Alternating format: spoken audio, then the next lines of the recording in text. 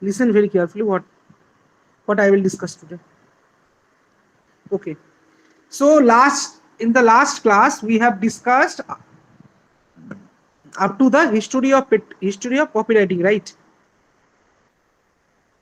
History of copywriting, and some of the policies, some short notes like Trademarks Act, Geographical Indications Act, very initial starting, very initial discussions. So the topic we will start today is the agreement between Indian Patent Office and the WIPO. So this is a very important agreement because according to because this agreement actually rules how Indian Patent Office should act in case of patenting. So this agreement is very, very important. Okay. So in relation to the functioning of the patent office, that means the IPO or the Indian Patent Office as an international searching authority this is an acronym, okay? International Searching Authority, ISA. You should remember that, okay? ISA. And the International Preliminary Examining Authority, IPEA, very important. IPEA, very important. Okay? These two terms. Under the Patent Cooperation Treaty, we will discuss it. What is Patent Cooperation Treaty? As in force from January 1, 2018. So how the functioning actually start?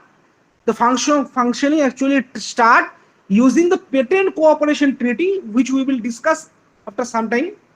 And Indian Patent Office collaborated with the International Searching Authority and the International Preliminary Examining Authority, and this both are parts of WIPO. Okay, both are parts of WIPO. And after that, the patenting system in India has a huge change. So the agreement was signed on Geneva. The agreement was signed on Geneva October 30, 2017, and it is effective from January 1, 2018. It is signed on Geneva October 30, 2017, and it is effective, or it started working from January 1, 2018. Dates are very important. The dates are very, very important. Now, there are total 12 articles and 7 annexures. How many articles are there? How many articles? 12 articles are there and 7 annexures. What are the 12 articles? You do not need very in details, because it is not possible for remembering all the articles in details for the examination, and you will be, if you get selected in the finally in the post of patents examiner, you will be taught everything. So you just need a brief idea about these things. So what is Article 1? Article 1 is terms and expressions. Article 2, basic obligations. Article 3, competence authority. Article 4, subject matter not required to be searched or examined. माने जो विषय के ऊपर हमको search नहीं करना है या फिर जिसको एग्जामिन करने का जरूरत नहीं है. Article 5, fees and charges. Article 6, classification. Article 7, languages of correspondence used by the authority, which is English. Article 8, international type search. It is also a very popular acronym, ITS. Okay, ITS. Write it down in the copy. ITS, international type search, very important. Article 9, entry into force. कब से entry हुआ है, वो तारीख क्या है? January 1, 2018. Article 10, duration and renewability. That means वो कितने समय के लिए ड्यूरेबल रहेगा और उसके बाद उसको कब उसको रिन्यू करना है. कोई भी एग्रीमेंट जब साइन होता है, whenever an agreement is signed, there is a time period. After that particular time period, the agreement lapsed and you have to renew it. Just like the license. License has an expiry date. After the expiry of the license, you have to renew it. सबको समझ में आ रहा है मैं क्या बोल रहा हूं? समझ में आ रहा है? कोई है जो नहीं समझ रहा है? आ रहा है सर। सो इसका ड्यूरेशन और रिन्यूएबिलिटी ये कहां पे मेंशन्ड है? Agreement of IPO and WIPO के आर्टिकल नंबर 10 पे मेंशन्ड है। आर्टिकल नंबर 10 पे मेंशन, ये बहुत वाइटल एग्रीमेंट, वाइटल आर्टिकल है हाँ एग्जाम के लिए। तो उसमें क्या है कि ये कब तक वैलिड है? दिसंबर 31 2027 कब तक वैलिड है एग्रीमेंट? दिसंबर 31 2027 तक। और उसके बाद इसका रिन्यूअल कब प्रोसेस कब स्टार्ट होगा? जुलाई 2026। That means 6 months earlier than the time of lapsing. Lapsing के टाइम से 6 महीने पहले इसका प्रोसेस स्टार्ट किया जाएगा।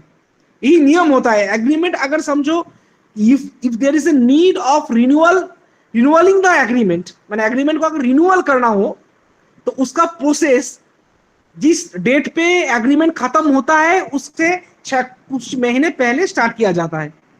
सो in this particular case the agreement renewal process will start on July 2026। समझ में आया? कोई है जो नहीं समझा है?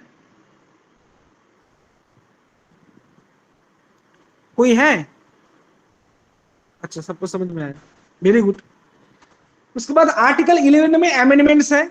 समझ लो if there is a need of doing some amendment in the agreement, they can do it by using the article number 11, which is about the amending the agreement. It is about the amending the agreement. और article 12 क्या है? termination. If there is a need of terminating the agreement, that can be done using the article 12 of the IPO and WIPO agreement. Article number 12. So these are the 12 articles and the 7 annexures. So these are the 12 agreements, 12 articles and 7 annexures. Annexion उतना पढ़ने की जरूरत नहीं है। Annexion means के कुछ pros and cons होता है, उसको annexion में mention किया जाता है। There are some pros and cons in the agreement. Those kinds of things are mentioned in the annexure part. Those kinds of things are mentioned in the annexure part. समझ में आया सबको? Sir यहां तक कोई है? बोलो बोलो, कोई है? सबको समझ में आ रहा है? Very good. उसके बाद next topic is the administrative and judicial setup for intellectual property rights in India. So intellectual property rights is a right, right? It's a right. So if this is a right, there should be some administrative process and there should be some judicial process. Why judicial process is needed? Because if there are some discrepancies, then there must be some legal process to resolve that. That's why there is a need of judicial setup. So what are the judicial setups for the intellectual property rights in India? There are commercial courts, intellectual properties appellate board, very important for examination hall. IPAB, very important for examination, huh? Intellectual properties appellate board. After that, copyright board, which is also merged with the IPAB, and after that alternative dispute resolution. इसके बारे में मैं थोड़ा समझा देता हूं। Alternative dispute resolution होता है कि suppose there is a alternative way of resoluting any legal discrepancy. Okay, suppose there is an alternative way resolving any legal discrepancy, so that can be done through the alternative dispute resolution. एक छोटा सा example मैं तुमको देता हूं, समझ पाओगे।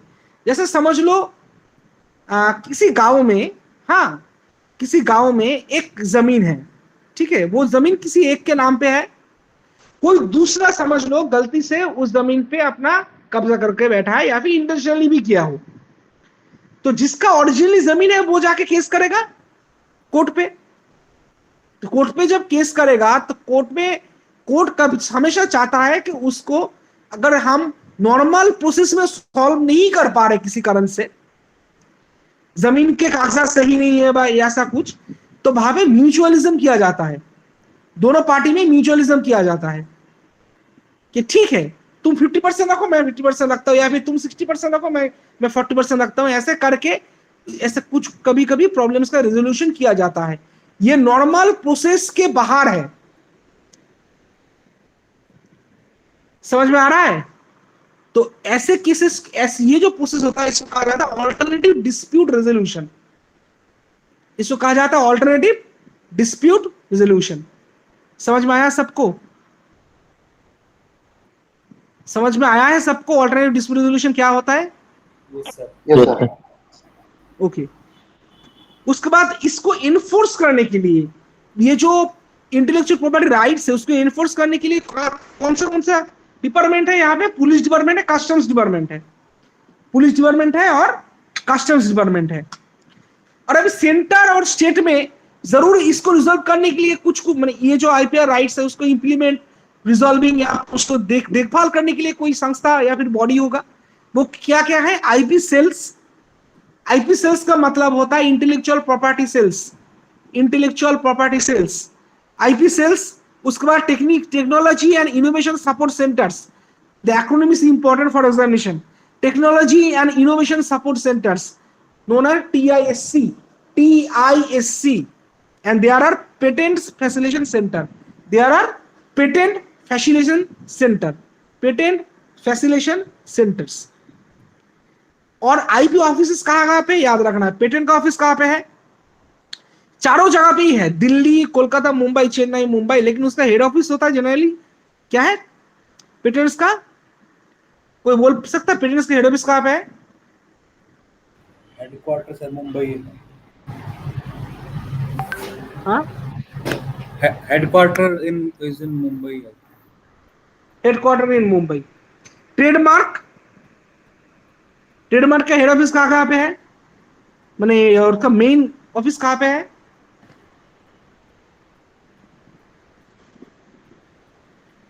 Sir एक अहमदाबाद और ऐड हो जाएगा उसमें चारों में। हाँ, थोड़ा लाउड बोलो। 4 जो पेटेंट ऑफिस है सर उसमें अहमदाबाद और ऐड हो जाएगा। करेक्ट, अहमदाबाद और ऐड हो जाएगा। उसके साथ कॉपीराइट कहां पे है? दिल्ली में है। कॉपीराइट कहां पे है? दिल्ली में है। डिजाइन का हेड ऑफिस कहां पे है? कोलकाता में है। ज्योग्राफिकल इंडिकेशन का कहां पे है? चेन्नई पे है। याद रखना पड़ेगा ये सब। हाँ, ज्योमेट्रिकल क्या बोल रहा हूँ, ज्योग्राफिकल इंडिकेशन का कहां पे? चेन्नई पे है। और SICLD का कहां पे है? दिल्ली में है। ये हेड ऑफिस तुमको याद रखना है एग्जाम के लिए, वेरी इंपॉर्टेंट।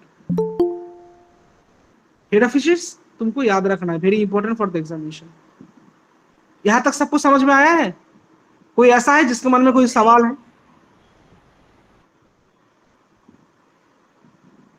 रिप्लाई दो ऑडियो कॉल में, मैं नहीं देख सकता कि मेरे मोबाइल में दूसरा पेज स्क्रीन ऑन है, मैं इन कॉल मैसेज नहीं देख पाऊंगा। बाकी सबको, अरे सबको क्या साफ सुन गया है क्या? कोई जवाब क्यों नहीं देता है? Hello, Yes, sir. Yes, sir. इतने बार बोलना क्यों पड़ता है? एक बार जब पूछ रहा हूँ उसके बाद दो ना। हाँ सर समझ गए या फिर नहीं समझे? उसके बाद समझ गया। ये टॉपिक आज जो हम लोग डिस्कस करेंगे ये बहुत इंपॉर्टेंट टॉपिक है, ज्योग्राफिकल इंडिकेशंस इन इंडिया। और भी बहुत सारे टॉपिक्स हैं, हम इससे स्टार्ट करेंगे। Geographical indications in India. Geographical indication होता क्या चीज है? ज्योग्राफिकल इंडिकेशन होता है, सबको दिखाई दे रहा है तो? Yes, sir. ज्योग्राफिकल इंडिकेशन होता है कि कोई भी एक पार्टिकुलर जगह का कोई एक सामान है जिसका एक यूनिक आइडेंटिटी है, जिसका क्या है? एक यूनिक आइडेंटिटी है जो और कहीं पे नहीं मिलता है, जो और कहीं पे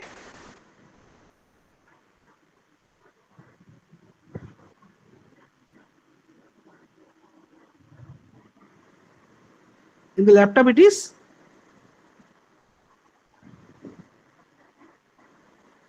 writing.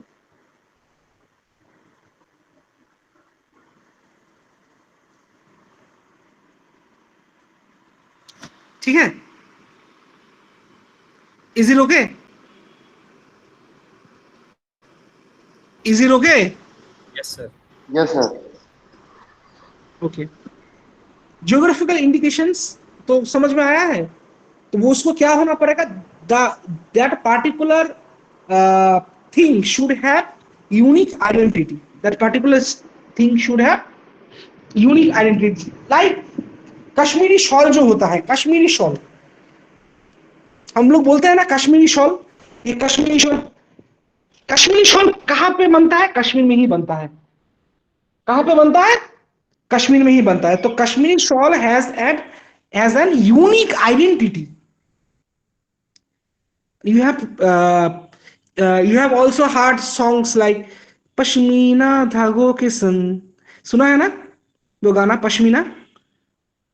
तो पश्मीना जब वो शब्द उच्चारण हो रहा है, तो पश्मीना चादर का मतलब ही होता है वो कश्मीर में बना है।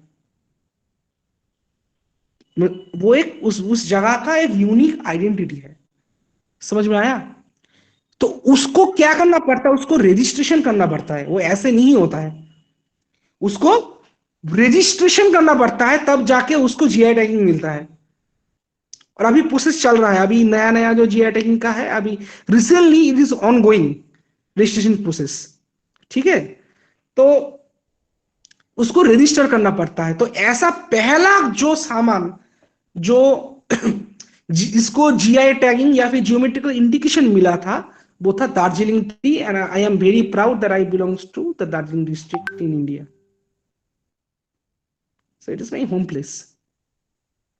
तो Darjeeling tea was the first Indian product जिसको जीआई टैगिंग मिला था। कब मिला था? 15 सितंबर 2003 को, जब से ये एनफोर्समेंट हुआ, उसी दिन जो पहला सामान इसको टैग किया गया था, वो था, कौन सा सामान था? दार्जिलिंग टी था। समझ में आया? तो उसके बाद जीआई टैगिंग क्या होता है उसके बारे में यहाँ पे एक ब्रीफ डिस्कशन है। ये तुम लोग पढ़ के समझ सकते हो, इसको मैं डिस्कस नहीं करूंगा। जो बेसिक तो वही है, बेसिक जो मैंने बोला कि जीआई टैगिंग के लिए एक ज्योमेट्रिकली एक यूनिक आइडेंटिटी होना चाहिए। ये जो टर्म होता है ना, geometrical unique identity, that's have some एक माने ऑफिशियल टर्मिनोलॉजी, उसको कहा जाए सुई जेनेरिसिस। सुई जेनेरिसिस शब्द का मतलब होता है कि किसी का यूनिक आइडेंटिटी होना, वो कहीं और नहीं होता है। आसाम टी, आसाम का टी आसाम में ही होता है, दार्जिलिंग में नहीं होता है। There is a huge difference of taste and everything, taste, colour, सब कुछ में डिफरेंस है दार्जिलिंग टी और आसाम टी में। if you take a cup, if you take a sip of Darjeeling tea and if you take a sip of Assam tea, both are not same by taste, no, also not by the color. Darjeeling tea is good for liquor tea. That means liquor tea का मतलब होता है जो लाल चाय हम लोग बोलते हैं, बिना दूध वाला, उसके लिए दार्जिलिंग टी बहुत अच्छा होता है। और दूध चाय के लिए असम टी अच्छा होता है। समझ में आ रहा है सबको? दैट मीन्स चाय दोनों ही है, चाय दोनों ही है, लेकिन दोनों में अंतर है। और एक एग्जांपल, कोलकाता का रसगुल्ला और उड़ीसा का रसगुल्ला, दोनों रसगुल्ला ही है ultimately, it is simply rasgulla, मगर दोनों के उद्भावन में, यानी उसके सुई जेनेसिस प्रोसेस में और उसके टेस्ट में या फिर और बाकी कैरेक्टरिस्टिक्स में काफी अंतर होता है। That's why they got GI tagging. अब समझ में आया सबको जीआई टैगिंग होता क्या चीज है? Yes, sir. इसको समझना इसलिए जरूरी है क्योंकि तुम लोगों को शायद लग रहा है, तुम लोग मालूम नहीं क्या सोच रहे हो, तुम लोग शायद सोच रहे हो कि सर 15 मार्क्स के लिए इतना क्यों पढ़ा रहे हैं। आ रहा ही होगा सब लोग के दिमाग में कि है तो बस 15 मार्क्स, उसमें 10-12 क्वेश्चन तो कर ही लेंगे, इसी को प्रैक्टिस करेंगे तो फिर आप इतना पढ़ा क्यों रहे हैं? तुम लोग जिसको शायद 15 मार्क्स देख रहे हो, मैं उसको 15 प्लस 30 मार्क्स 45 प्लस इंटरव्यू देख रहा हूं. Yes, sir. If you read my notes, मैंने उसको ऐसे बनाया है कि तुम अगर उसको पढ़ के जाओगे, you can tackle the interview also. And I will provide the notes tonight after the class. So चीज को ऐसे देखो, because you do not have sufficient time to prepare individually. Is it clear to everyone? Yes, sir. Yes, sir. So you should have a broader view when you are studying. Okay. How many GI tags are there? April 2023 तक there are ये अप्रैल नहीं होगा ना, गलत लिख दिया. ये मोटा मोटी अप्रैल मई होगा. हाँ, मई 2023 तक होगा. 478 GI टैग्स है. कितना GI टैगिंग है? 478. 478. If you search in some internet for MCQs on GI tagging, you will not get this answer, because I have completely updated the things here. मई के महीने तक जितना हुआ है मैंने अपडेट कर दिया है यहाँ पे. 478. So you will not get this thing in the internet. समझ में आया? Yes, sir. Who give GI tagging in India? Geographical indications, that means of goods registration और प्रोडक्शन एक्ट 1999. इसके बारे में हम थोड़ा पढ़ेंगे बाद में. ये कहां से इशू होता है? Geographical indication registry. Geographical indication registry short form में गिर, GIR. एग्जाम में आ सकता है. हाँ, under the department of industry promotion and international trade, ministry of commerce and industry. So it is very important that you should know who are the entitled authority to give GI tags.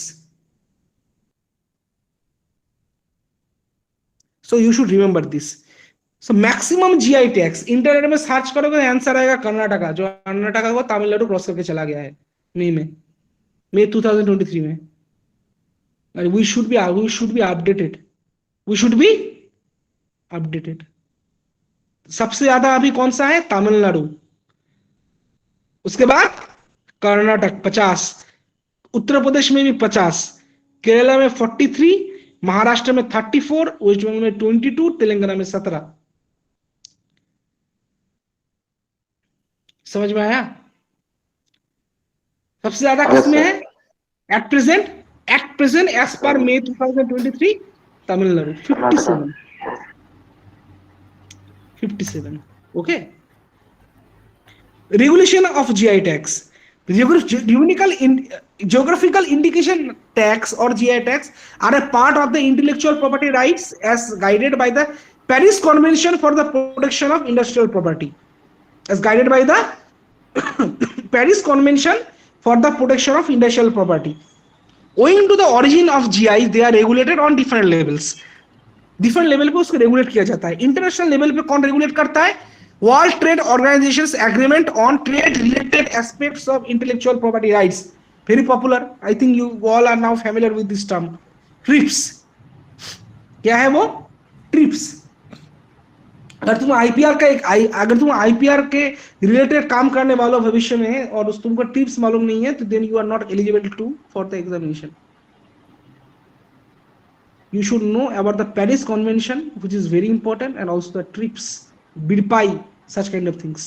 What is the full form of BIDPAI? बोलो. पिछली class में पढ़ाया था. बोलो.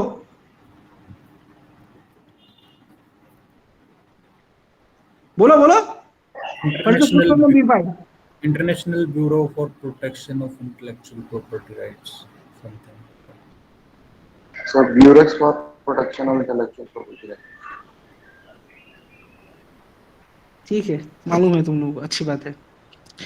और domestic level पे, ये तो इंटरनेशनल लेवल पे ट्रिप्स देखता है, और डोमेस्टिक लेवल पे कौन? In domestic level GI tags and the registration administered under the Geographical Indications of Goods Registration and Protection Act 1999, which came into force from 15 September 2003. Date is important. 15 September 2003. उसके बाद Darjeeling district में दार्जिलिंग, ये तो बोल दिया मैंने। Significance of GI tax, GI tax के बारे में यहाँ पे है कुछ, ये सब पढ़ लेना। हाँ, ये सब पढ़ लेना। जी सिग्निफिकेंस, ये एक्चुअली इंटरव्यू में के लिए जरूरी है। क्या सिग्निफिकेंस है, बेनिफिट्स ऑफ जीआई टैगिंग क्या है। आई थिंक तुम लोग ये सब पढ़ सकते हो, या फिर मुझको समझाना पड़ेगा लाइन बाय लाइन। पढ़ पढ़ पाओगे? लेंगे। सर हम रीड ये कर वाला लेंगे, पार्ट अगर कोई पढ़ लो। डाउट होगा तो नेक्स्ट क्लास में पूछ लेंगे।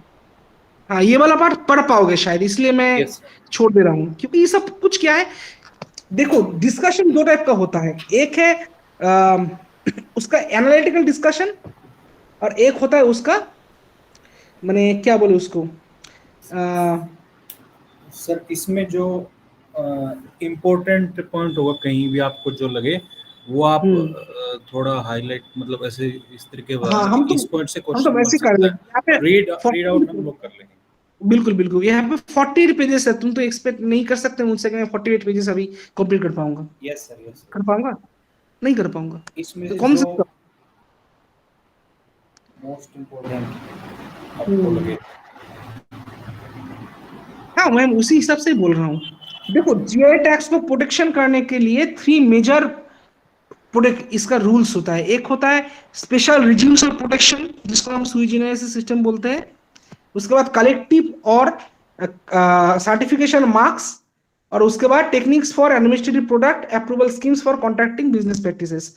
सो एग्जाम में एमसीक्यू ऐसे आ सकता है कि व्हाट द मेजर वे लिख के ब्रैकेट में वो लोग एस लिख देंगे, ठीक है।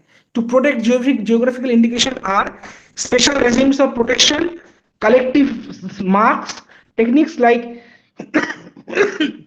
Administrative product and approval schemes. उसके बाद ऑप्शन देंगे 1, only 1, 1 and 2, 1 2 3, only 3। आंसर क्या होगा इसका?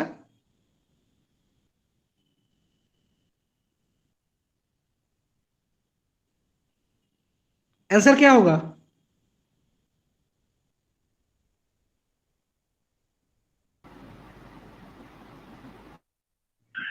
सर क्वेश्चन रिपीट कर दीजिए। Suppose there is a question that 3 major ways to protect geographical indications are, 3 नहीं, 3 तो मैं आंसर ही बोल दिया। मेजर वे ब्रैकेट में लिखेंगे वो एस, माने वे भी हो सकता है, वेज भी हो सकता है। Major ways to protect a geographical indications are, option number 1, option number 1 नहीं, वो लोग लिखेंगे Roman 1 special regimes of protection, Roman 2 collective marks, Roman 3 techniques like administrative product and approval schemes. Now option comes only 1, option 2 1 and 2, option 3 1 2 3, option 4 none of this.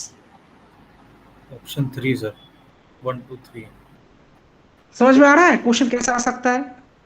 सो ये जो with in the lines वाला part है, मेरा काम है तुम लोगों को ये जो विद इन द लाइंस, दोनों लाइन के बीच में जो लिखा है, दैट मीन्स उसका अंतर्निहित अर्थ तुम लोगों को समझाना। ये एक टीचर का काम होता है, क्योंकि डिस्कशन किस बात का हम करेंगे, वो तो नोट तुम लोग को देकर तुम लोग रट्टा मार के भी पढ़ सकते हो, उससे वो अलग चीज होता है, लेकिन वो अलग चीज होता है, लेकिन विद इन द लाइंस जो लिखा है वो समझाना मेरा काम है। So that's what I am trying to do. समझ में आ रहा है? उसके बाद intellectual property acts in India, intellectual property acts in India. India में मेन आईपी लॉ क्या क्या है? Patents act 1970। मैंने यहाँ पे एकदम एक जगह पे सब कुछ लिख दिया है ताकि तुम लोग को याद रखे। डेट ऑफ इनैक्टमेंट सितंबर 19, 1970, date of coming into force April 20, 1972, या फिर जिसको हम पेटेंट रूल्स 1972 कहते हैं। इस लॉ का क्या फंक्शनिंग था? This law repelled and replaced patents and designs act of 1911 which was enacted by British government of India. ठीक है, उसके बाद इसको कितने बार अमेंड किया गया? 3 बार अमेंडमेंट किया गया, 1999, 2002, 2005। ये जो 3 अमेंडमेंट है 1999, 2002, 2005, easy to remember because this 3 amendments are in arithmetic progression। 999 plus 3 2002 plus 3 2005. So this is in arithmetic progression, so you can easily understand what is going on. Okay. Amendment ordinance कब pass हुआ था? Amendment करने के लिए उसको वहां पे एक ऑर्डिनेंस को पास करना पड़ता है. समझ रहे हो? समझ लो तुम, you are going to change some law. So to pass that law you must have pass some ordinance. राजपत्र को वहां पे पास करना पड़ता है, जो president of India finally sign करता है. ठीक है, तो वो जो ऑर्डिनेंस होता है, वो ऑर्डिनेंस कब पास हुआ था? 1994 में पास हुआ था. 1994 में पास हुआ था. उसके बाद very important for the examination, और बीबीआई मार्क्स करके रख सकते हो, protection of plant varieties and farmers right act 2001, जिसको शॉर्टकट में पीपीवी एंड एफआर एक्ट कहा जाता है. शॉर्टकट में क्या कहा जाता है? पीपीवी एंड एफआर एक्ट कहा जाता है. Very important for examination, very very important. तो ये एक्ट पास कब हुआ था? 30 अक्टूबर 2001 में. अच्छा, 30 अक्टूबर कोई स्पेशल डेट है क्या? ये 30 अक्टूबर है, वो क्या कोई स्पेशल डेट है? Hello, Don't know, sir. मालूम नहीं? बता नहीं सर. अच्छा, मालूम कर लेना. हाँ, उसके बाद PPV and FR rules.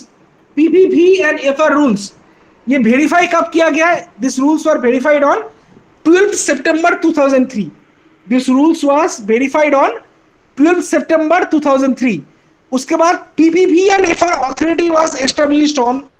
PPV and FR authority, ये जो अथॉरिटी होता है, ये जो रूल्स एंड इसका जो लॉस वगैरह है उसको ऑब्जर्व करता है. वो कौन? वो जो अथॉरिटी है, PPV and FR authority, that means protection of plant varieties and farmers rights act authority. वो एस्टैब्लिश कब हुआ था? 11 नवंबर 2005 में. कब हुआ था? 11 नवंबर 2005 में. उसके बाद launching of registration of plant varieties done on. ये प्लांट वैरायटी का जो रजिस्ट्रेशन है वो कब शुरू हुआ था? 20 फरवरी 2007 को. और इसका प्रोसेस कब स्टार्ट हुआ? 21 मई 2007 को. एक महीने के बाद वो उसका प्रोसेसिंग स्टार्ट हुआ था. Very important next point, national gene bank authority. Very important, national gene bank authority, जिसको शॉर्टकट में एनजीबीए कहा जाता है. नेशनल जीन बैंक अथॉरिटी ये कब एस्टेब्लिश हुआ? 2007 में एस्टेब्लिश हुआ. कब एस्टेब्लिश हुआ? 2007 में एस्टेब्लिश हुआ. नेक्स्ट पॉइंट वेरी इंपॉर्टेंट, एनआरपीवी, जिसको कहा जाता है national register on plant varieties, ये 2008 में ओपन हुआ और उसी वर्ष इसको चालू किया गया. अभी तक इंडिया में 22 एग्रो बायोडाइवर्सिटी हॉटस्पॉट को आइडेंटिफाई किया गया. अभी तक इंडिया में कितने एग्रो बायोडाइवर्सिटी हॉटस्पॉट है? 22. कितना है? 22. अब ये एग्रो बायोडाइवर्सिटी हॉटस्पॉट होता क्या एक भला चीज है? नॉर्मल हॉटस्पॉट तो शायद सबको मालूम होगा. ये एग्रो बायोडाइवर्सिटी हॉटस्पॉट क्या चीज होता है? तो जब भी मन में ये सवाल आएगा, उसका आंसर उसके नीचे ही लिखा है. What is agro biodiversity? Agro biodiversity is the result of interaction between environment, genetic resources and management systems and practices used by culturally diverse people. तो ये क्या होता है? एग्रो बायोडाइवर्सिटी एक परिणाम है जो जो प्रकृति, उसका प्राकृतिक संपदा और उसका जो परिपालन का जो तंत्र है, जिसको हम मैनेजमेंट सिस्टम कहते हैं, और उससे संपर्कित जितने भी प्रैक्टिसेस हैं या फिर जिसमें रिचुअल्स है, जो कल्चरली डाइवर्स पीपल द्वारा पालन किया जाता है, इन सब का इंटरेक्शन होता है एग्रो बायोडाइवर्सिटी. इन सब का माने म्यूचुअल इंटरेक्शन क्या होता है? एग्रो बायोडाइवर्सिटी, जहां पे एग्रोनॉमी यानी कृषि विद्या भी है और बायोडाइवर्सिटी यानी क्या बोलते हैं उसको? जैविक विविधता. क्या बोलते हैं उसको? जैविक विविधता. माने वेरिएशन ऑफ और the diversity among the living organisms, जैविक विविधता, इन दोनों के बीच में एक संपर्क स्थापित किया जाता है। यहाँ पे दोनों के बीच में संपर्क को स्थापित किया जाता है। सो ये क्या कौन सा पार्ट लेके ये बना है? It comprises diversity of genetic resources. Genetic resource का मतलब क्या होता है? Varieties and breeds. समझ लो, इंसान का साइंटिफिक नेम क्या है? वो बोल सकता है? What is the scientific name of human being? Homo sapiens. No, homo sapiens sapiens. Homo sapiens sapiens. Okay, तो होमो सैपियंस सैपियंस के साथ समझ लो ये एक इंसान है, उसका जेनेटिक ब्रीड ये है। इसके साथ समझ लो किसी और एक एलियन ब्रीड का अगर हम वहां पे उसको ये करेंगे, माने उसको बायोटेक्नोलॉजिकली उसको मैच करके नए ब्रीड को फॉर्म करेंगे, तो उसको रजिस्ट्रेशन करना पड़ता है। वो जो रजिस्ट्रेशन होता है वो एग्रो बायोडाइवर्सिटी के थ्रू किया जाएगा। समझ में आया सबको? इंसान भी तो जानवर ही होता है।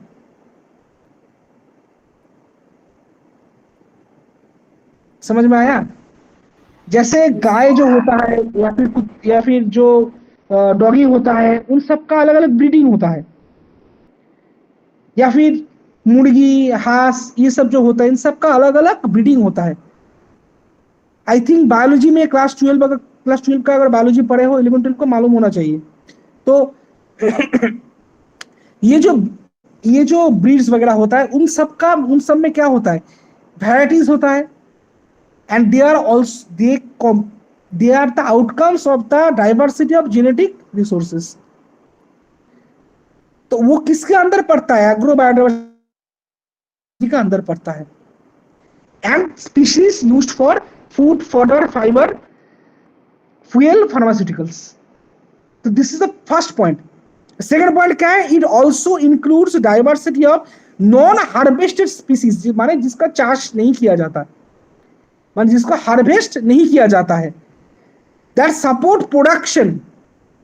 किसका production? Soil micro organism, predator, pollinator. Example क्या है? सेरिकल्चर। सेरिकल्चर पढ़े हो ना? Yes sir. एपीकल्चर पढ़े हो? एपीकल्चर, मधुमक्खी का चाष किया जाता है। एपीकल्चर। Yes sir. मधुमक्खी क्या है? मधुमक्खी एक पॉलिनेटर है, राइट? मधुमक्खी एक पॉलिनेटर है।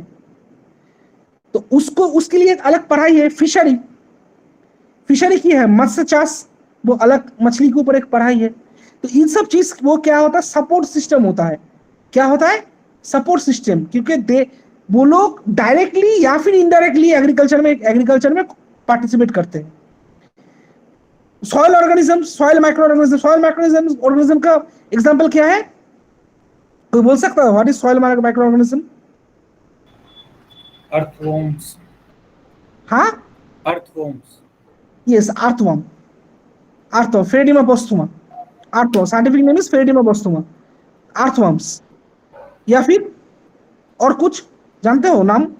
बोल पाओगे और कुछ माइक्रो ऑर्गेनिज्म उसको छोड़ के? एकदम माइक्रो ऑर्गेनिज्म माने एकदम perfectly micro organism. Ribosomes, Azotobacter, ribosome. Yes, Azotobacter, ribosomes, ये सब कुछ क्या है? सपोर्ट सिस्टम है। ठीक है? And those in the wider environment that support agro ecosystem. अभी समझ में आया? ये सब क्या करते हैं? एग्रो इकोसिस्टम को सपोर्ट करते हैं। तो नाम से ही मालूम पड़ता है एग्रो इकोसिस्टम क्या हो सकता है। एग्रीकल्चर हो सकता है, पेस्टोरल का मतलब है पशुपालन। हाँ, पेस्टोरल शब्द का मतलब होता है पशुपालन। तो पशुपालन को सपोर्ट कर सकता है, फॉरेस्ट्री को सपोर्ट कर सकता है, एक्वाटिक सिस्टम्स माने स्वीट वाटर पॉन्ड्स, वहां पे क्या किया जाता है? मछली का चाष किया जाता है ना। चाष नहीं करेंगे, हार्वेस्ट नहीं करेंगे तो उतना मछली आएगा कैसे? खाने के लिए तो मछली चाहिए।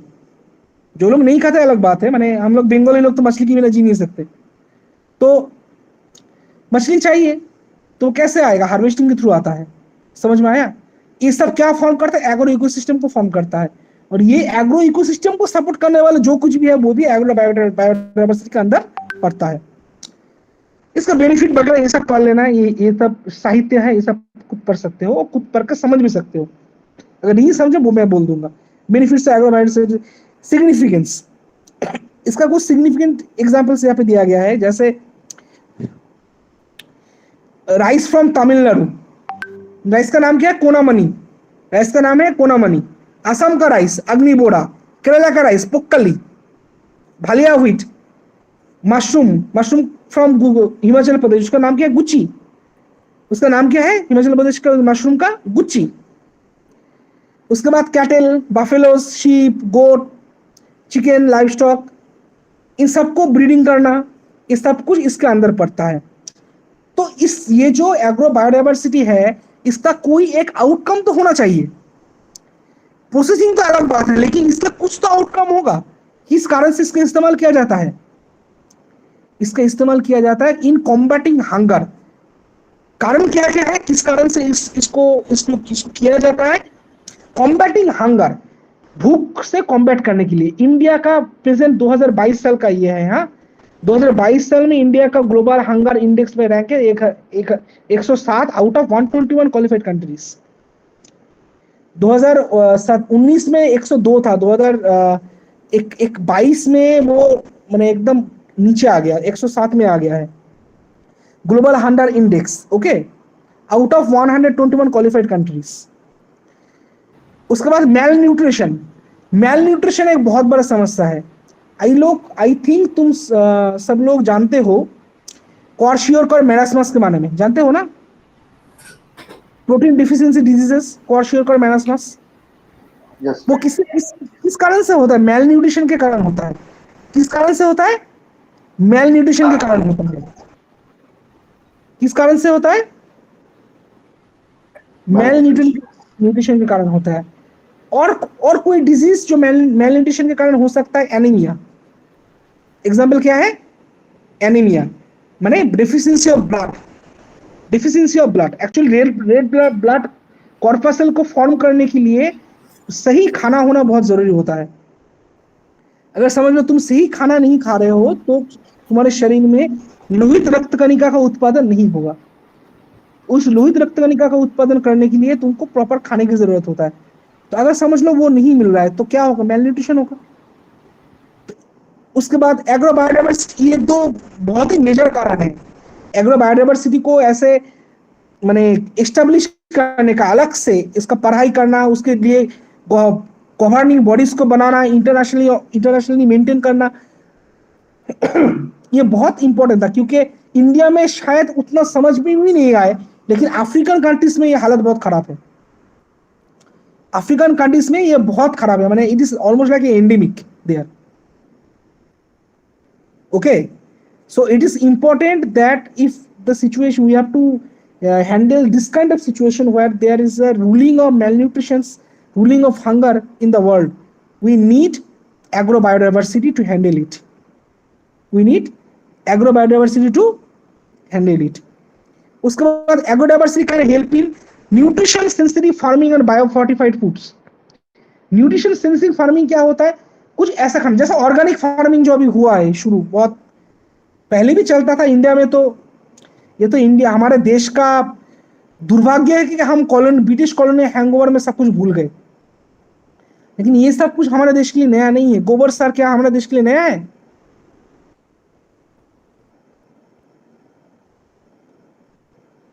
तो गोपालन जो होता है, गोपालन किसका पार्ट है? गोपालन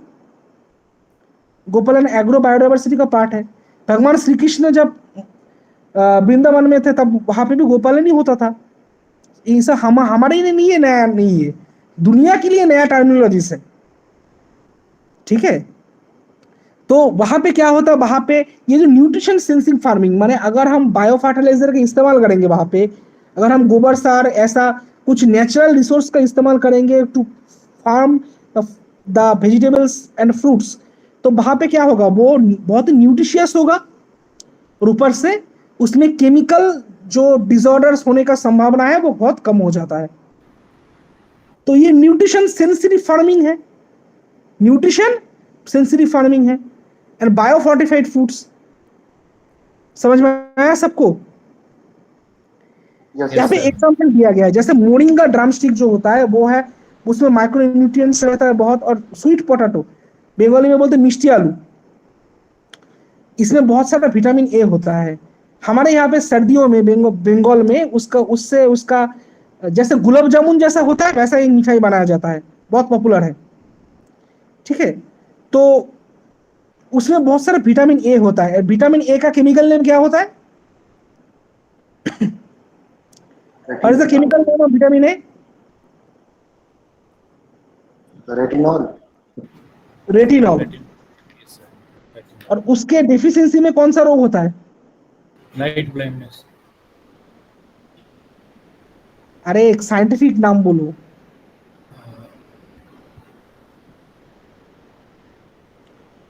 क्या क्या होता है? नाइट ब्लाइंडनेस तो है ही, और एक बहुत डेंजरस डिजीज होता है विटामिन ए के डेफिशिएंसी में, उसको कहते हैं जीरोफ्थैल्मिया। क्या कहते हैं? जीरोफ्थैल्मिया। एक से स्पेलिंग Dryness स्टार्ट of होता है, eyes. यस, ब्लाइंडनेस होता है उससे, जीरोफ्थैल्मिया, ठीक है, याद रखना पड़ेगा बहुत ही। ये सब चीज अगर समझ लो आईपीआर में नहीं भी आए, तुम्हारे स्ट्रेटेजी में तो आएगा, Yes. संभावना तो है। Yes, sir. Yes sir. तुमको एक चीज समझो, तुम आईपीआर का एग्जाम दे रहे हो, आईपीआर से रिलेटेड जो चीज है उसको एग्जाम में पढ़ के जाना है।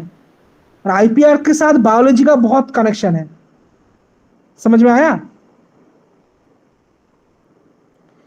उसके बाद इसका फ्यूचर पर्सपेक्टिव क्या है? This will help India achieve UN sustainable development goal 2। Goal 2 क्या है? Zero hunger and Aichi biodiversity target. Aichi biodiversity target क्या है? Focuses on country conserving genetic diversity of plants, farms, livestock and wild relatives. So ये इसका agro biodiversity का एक कारण है, जो किस कारण से किया गया। Agro biodiversity India, in India में एट प्रेजेंट 37 साइट्स है। कितना साइट है? 37 साइट्स है, जिसको कहा जाता है globally important agricultural heritage systems. Very important for examination hall, very very important, globally important agricultural heritage systems. समझ में आया सबको? Yes sir. इसमें क्या क्या पड़ता है? पूरी दुनिया में 37 है, इंडिया में क्या क्या पड़ता है? कश्मीर, कश्मीर में क्या पड़ता है? सेफ्रॉन। सेफ्रॉन क्या होता है? केसर। हाँ, केसर. केसर. Red color केसर। fruits. केसर गाना गाने से याद नहीं होगा, ठीक है? केसरिया तेरा इश्क है बड़ा, गाना गाना गाने से नहीं होगा, ये सब कुछ याद रखना पड़ेगा। उसके बाद कोरापुट। कोरापुट में क्या है? ट्रेडिशनल एग्रीकल्चर होता है, वहां पे क्या होता है? ट्रेडिशनल एग्रीकल्चर होता है। और कुट्टनार, कुट्टनार ये शायद केरल साइड या कर्नाटक साइड में होगा। कुट्टनार तमिलनाडु में भी हो सकता है, ये साउथ इंडियन है। कुट्टनार, कुट्टनार मीन्स बिलो सी लेवल फार्मिंग, बिलो सी लेवल फार्मिंग। एक चीज तुमको समझाता हूं, इंटरेस्टिंग चीज है, इसको याद रखना। ये नाड़ शब्द होता है, एनएडी, नाड़। नाड़, नाड़ का मतलब होता है समुद्र के पास वाला एरिया। तमिलनाडु ये नाम आया है वहीं से, ठीक है? तमिल उन लोगों का कल्चरल आइडेंटिटी है, उन लोगों का लैंग्वेज है। और नर शब्द का मतलब होता है something which is very close to sea, समुद्र से बहुत ही नजदीक वाला जमीन का भाग, या फिर जो जमीन सी लेवल से बराबर हो, उसको कहा जाता है नर, ठीक है? ये टर्म याद रखना, नर। और कुट्टी का मतलब होता है छोटा, कुट्टी का मतलब होता है छोटा, पेरिया कुट्टी, कुट्टी का मतलब होता है छोटा। तो ये जो कुट्टा नर, इसको याद रखने का एक तरीका है, अगर नर बोल रहा है माने सी लेवल, कुट्टा मन माने समझ लो, दिमाग में याद रहो कि उससे नीचे, तो याद रहेगा कि बिलो सी लेवल फार्मिंग है। समझ में आया? इसलिए जब भी तुम कोई साउथ इंडियन फिल्म देख रहे हो या फिर किसी और रीजनल लैंग्वेज का फिल्म देख रहे हो जो तुम्हारा भाषा नहीं है, जैसे समझ लो मराठी मेरा भाषा नहीं है, मैंने मराठी फिल्म काफी देखा है, तमिल, तेलुगु, मलयालम, कन्नड़ बहुत फिल्म्स देखा है मैंने। लेकिन जब भी मैं फिल्म देखता हूं, उस फिल्म को मैं उसके रीजनल लैंग्वेज में देखता हूं विद इंग्लिश सबटाइटल। इससे क्या फायदा होता है? तुम शब्द को भी सीखते हो कुछ कुछ, और उसी के साथ तुमको मालूम पड़ता है कि उस एग्जाम में बहुत काम में आ जाता है। जैसे एक बार एग्जाम में एक डब्ल्यूबीसीएस में दे रहा था, डब्ल्यूबीसीएस में एक सवाल आया था कुचिपुड़ी। कुचिपुड़ी जो था, मुझको याद आया कि किसी एक फिल्म में किसी ने बोला था, ओ हाँ प्रेमम, मलयालम फिल्म में सवाल पूछा था, कुचिपुड़ी और भरतनाट्यम है रेशमा हो क्या? नहीं है कोई? तमिलनाडु केरल से नहीं है? सनी देओल कोई नहीं है? उस फिल्म में एक डायलॉग था, मैंने जो हीरो उस फिल्म की हीरोइन से बात कर रहा है, वो बोल रहा है कुचिपुड़ी और भरतनाट्यम। तो वहां से मुझको याद आ गया था, मैं बोला ये मेरी जिंदगी का एक छोटा सा याद आया मुझको पढ़ के, इसलिए बोल दिया। सो इंडिया में कितना है? इंडिया में 811 कल्टिवेटेड प्लांट है और 902 दे आर वाइल्ड रिलेटिव है। वाइल्ड रिलेटिव का मतलब होता है जंगली संबंधी, माने वाइल्ड लाइफ। समझ में आया? अब चैलेंजेस क्या क्या है?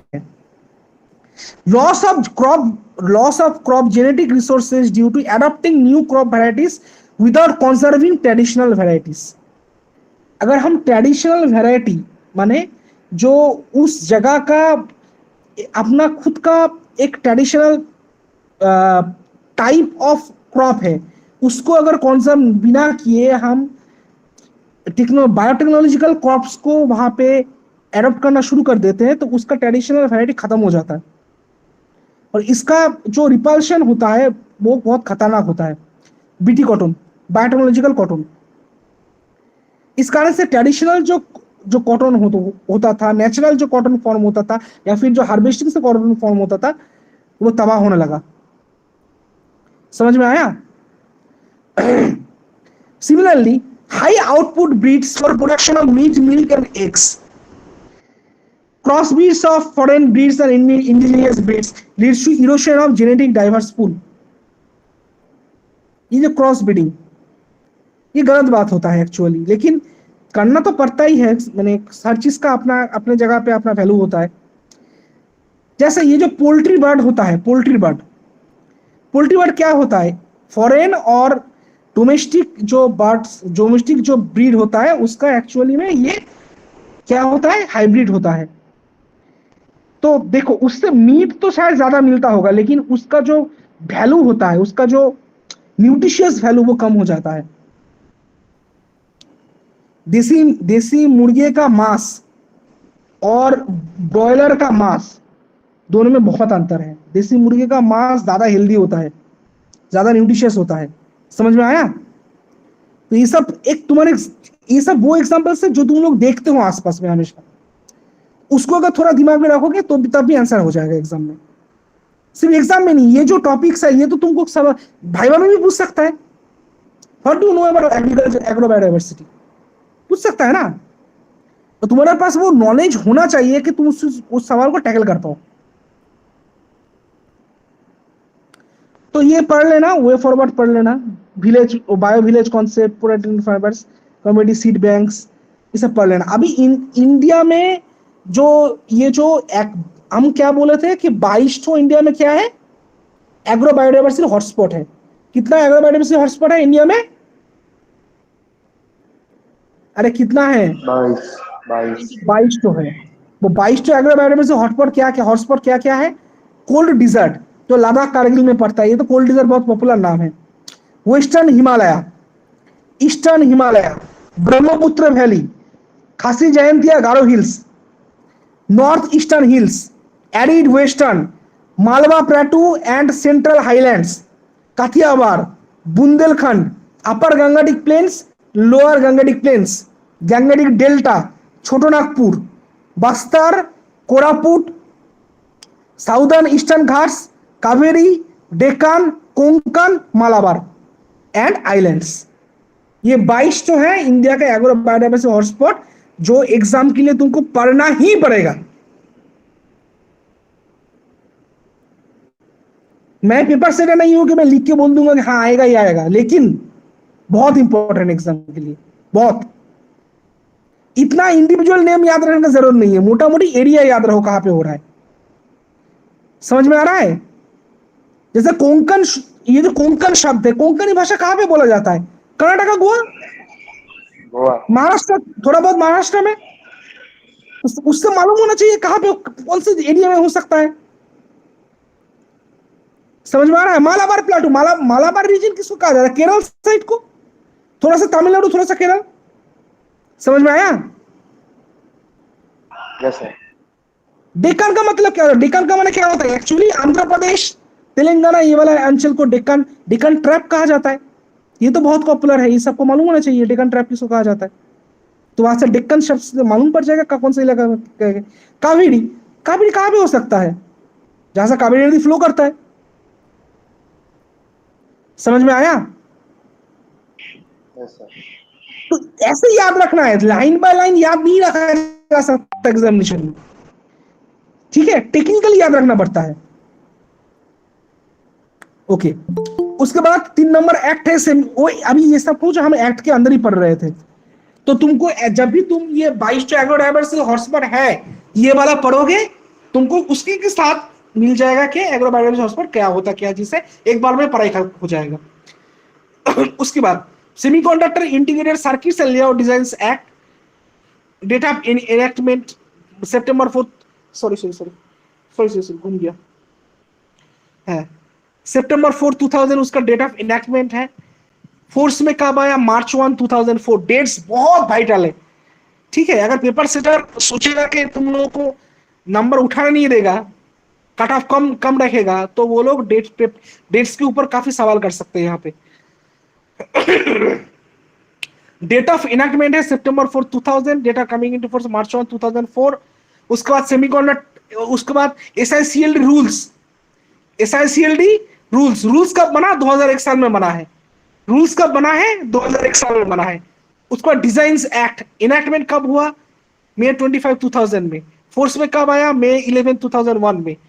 ये इससे क्या किया? 1911 वाला जो डिजाइन्स एक्ट था उसको रिपेल किया, और डिजाइन्स रूल्स कब बना? 2001 साल में बना। उसके बाद जीआई, इसका इनैक्टमेंट कब हुआ? दिसंबर 30 1999। ओह सॉरी घूम गया थोड़ा। दिसंबर 30 1999। अब फोर्स में कब आया? सितंबर 15 2003 को। उसके बाद ये रूल्स बना 2002 साल में। समझ में आ रहा है? ये साल बहुत वाइटल है, बहुत वाइटल, बार बार मैं बोल रहा हूं। ये जीआई और ट्रेडमार्क का सेम ही है, हाँ, ये याद रखना थोड़ा।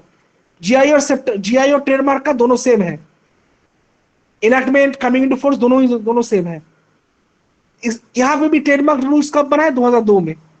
ट्रेडमार्क रूल्स कब बना है? 2002 में। उसके बाद कॉपीराइट एक्ट 1957। इनैक्टमेंट कब हुआ? जून 4 1957 में। डेट्स बहुत वाइटल है।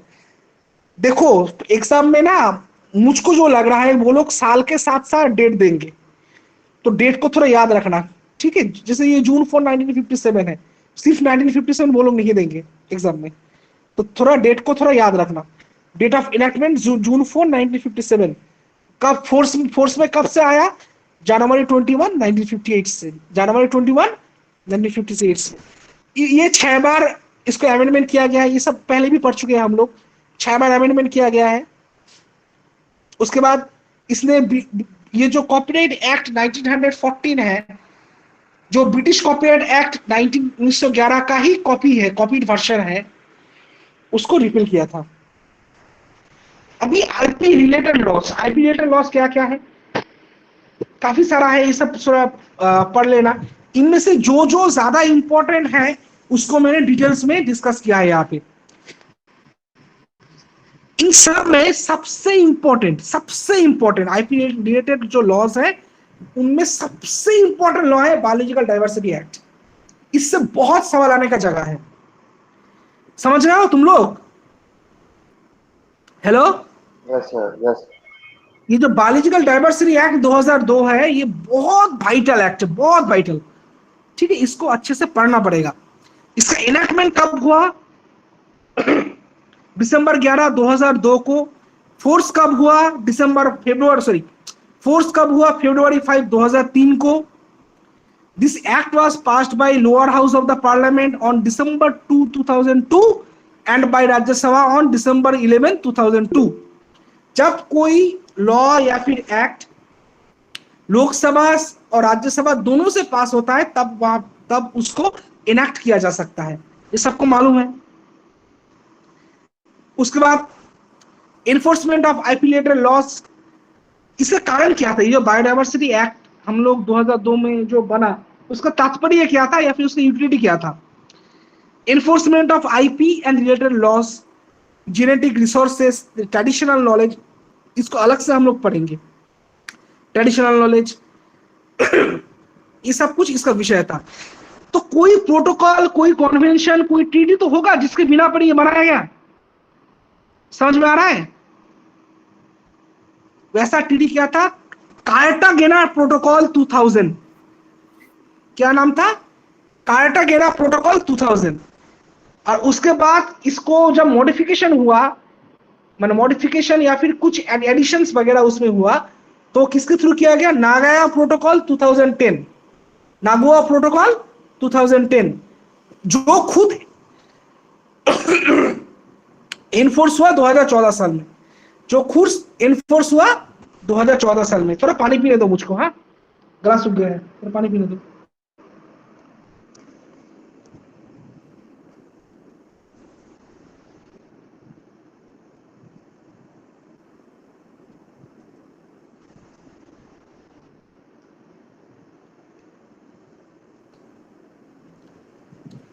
Hello hello, Yes, sir.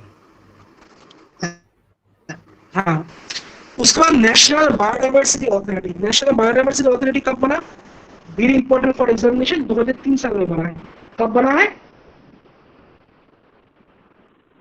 कब बना है? 2003. 2000 साल में। इसका कारण क्या था? To implement biological diversity act. इसका कारण क्या था? To implement biological diversity act. ये एक स्टैट्यूटरी बॉडी है, ऑटोनोमस बॉडी है। It performs facilitative regulatory advisory function for the government of India on the issues of conservation, sustainable use of biological resources, fair and equitable sharing of benefits out of the biological resources. इस कारण को, इन सब बातों को मद्देनजर रखते हुए और इन सब को इंप्लीमेंट करने के लिए ये नेशनल बायोडायवर्सिटी अथॉरिटी बना 2003 साल में। ये इक्विटेबल शेयरिंग ऑफ बेनिफिट क्या होता है? इक्विटेबल शेयरिंग ऑफ बेनिफिट का मतलब होता है कि समझ लो कि 10 लोगों ने कुछ फार्मिंग करके कुछ एक एग्रो बायोडायवर्सिटी के थ्रू एक कुछ माने उपार्जन किया है 10 लोगों ने, तो 10 लोगों में बराबर पैसा जाए या फिर उन लोगों का इन्वेस्टमेंट के रेशियो में पैसा जाए, ये देखना भी नेशनल बायोडायवर्सिटी अथॉरिटी का काम होता है। समझ में आया? ये तो फिनेंशियल मैटर रह गया। अभी ये जो रिसोर्स है उसका एक सेक्शन गवर्नमेंट ऑफ इंडिया को भी जाता है। ये जो गवर्नमेंट ऑफ इंडिया में जितना सेक्शन जा रहा है, ये भी नेशनल बायोडायवर्सिटी अथॉरिटी मेंटेन करता है इस बात को। Prominent functions to facilitate and advise government of India on issues of conservation, sustainable use of biological resources and fair and equitable sharing of benefits arising out of utilization of biological resources. ये तो समझ गए। दूसरा काम क्या है? To assist state government in the selection of areas of biodiversity importance. ये next part बहुत इंपॉर्टेंट है। Under sub section 1 of section 37। कौन सा सेक्शन?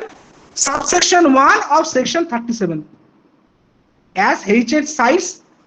क्योंकि देखो, जो भी जगह बायोडायवर्सिटी के लिए इंपॉर्टेंट होता है या फिर जिसको हम बायोस्फीयर रिजर्व भी इसका एक पार्ट है, तो बायोस्फीयर रिजर्व जो होता है वो क्या होता है? वो एक हेरिटेज साइट होता है। तो समझ में आ रहा है? वो एक हेरिटेज साइट होता है। तो अगर वो हेरिटेज साइट होता है तो तो उसका जो लॉज वगैरह है उसका सेक्शन 37 के सबसेक्शन 1 में ये पड़ता है। And measures to be adopted for the management of such biological heritage sites या फिर जो such heritage sites. Okay okay. अभी देखो, एसएसबी क्या होता है? State biodiversity board. ये क्या चीज होता है? Focus on advising the state government subject any to subject to any guidelines issued by central government, माने ये केंद्रीय सरकार का एक संस्था है जो स्टेट गवर्नमेंट को बायोडायवर्सिटी के ऊपर एडवाइस करता है। समझ में आया? केंद्रीय सरकार का ही संस्था है जो स्टेट गवर्नमेंट को बायोडायवर्सिटी के ऊपर भाया रूल्स एंड रेगुलेशंस जो भी हो उसको सजेस्ट करता है। SSB also regulate by granting of approvals or otherwise requests for commercial utilization, माने उसको पैसे उपार्जन के लिए व्यवहार करना, पैसे उपार्जन के लिए व्यवहार करना, कमर्शियल यूटिलाइजेशन और बायो सर्वे और bio survey and bio utilization of any biological resource by Indians. ये भी SSB का ही काम होता है। SSB को देख के एग्जाम में सीमा सशस्त्र बल में लाइन मार टिक मार के मत आ जाना, ठीक है? सीमा सशस्त्र बल अलग चीज होता है, ये स्टेट बायोडायवर्सिटी बोर्ड है।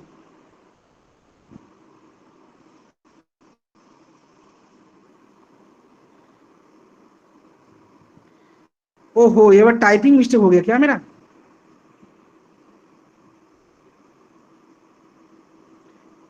SBB होता है, SSB लिख दिया, सॉरी SBB होगा, हाँ मेरा ही गलती है, sorry my typing mistake. SBB होगा, करेक्शन कर लेना। हाँ, उसके बाद ये जो स्टेट बायोडायवर्सिटी बोर्ड है उसके अंदर कुछ लोकल बायोडायवर्सिटी मैनेजमेंट कमिटीज होता है, जिसको कहा जाता है BMC, बायोडायवर्सिटी मैनेजमेंट कमिटी होता है, ठीक है? जिसका काम है इसका जो बायोडायवर्सिटी को प्रमोट करना, कंजर्वेशन को प्रमोट करना, सस्टेनेबल डेवलपमेंट को प्रमोट करना, लोकल जो रिसोर्सेस है, लोकल जो ट्रेडिशनल नॉलेज है, जैसे फोक वैरायटी होता है, लैंड रेस होता है, हैबिटेट होता है, लोकल ब्रीड होता है, लोकल स्टॉक्स होता है, इन सबको प्रमोट करना ये बायोडायवर्सिटी मैनेजमेंट कमेटी का काम होता है। इसको प्रमोट करना बायोलॉजिकल मैनेजमेंट कमेटी का काम होता है। एनबीए का हेडक्वार्टर कहां पे? एनबीए का हेडक्वार्टर है चेन्नई में। एनबीए का हेडक्वार्टर कहां है? चेन्नई में।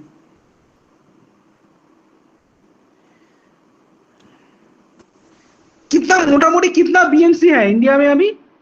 मोटा मोटी 31,574 बीएमसी है। कितना बीएमसी है? 31,574। संख्या याद रखना, काम में आएगा। 31,574 बीएमसी है। हाँ,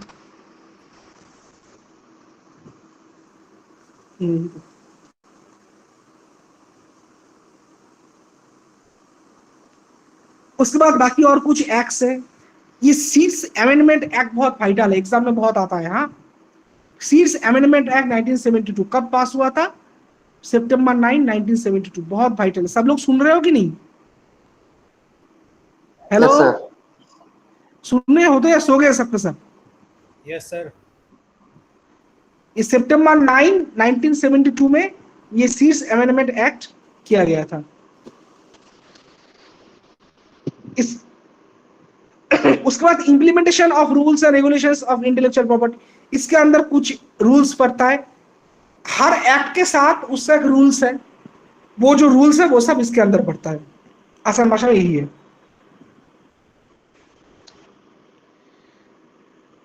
इसके बारे में हम बाद में पढ़ेंगे, कॉपीराइट एक्ट के बारे में हम लोग बाद में पढ़ेंगे। कुछ इन सबको डिटेल्स में हम लोग बाद में पढ़ेंगे। पहले जो छोटा टॉपिक है उसको कवर करेंगे, इसके बारे में हम बाद में आएंगे।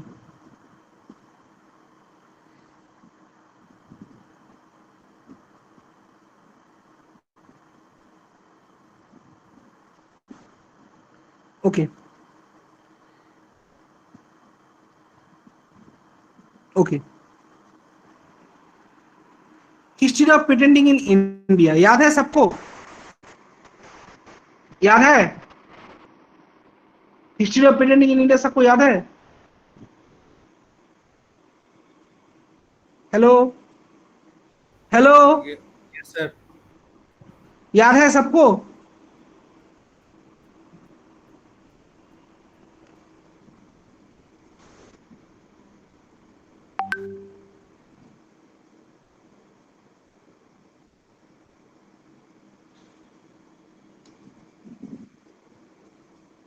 कौन कौन है यहाँ पे अभी?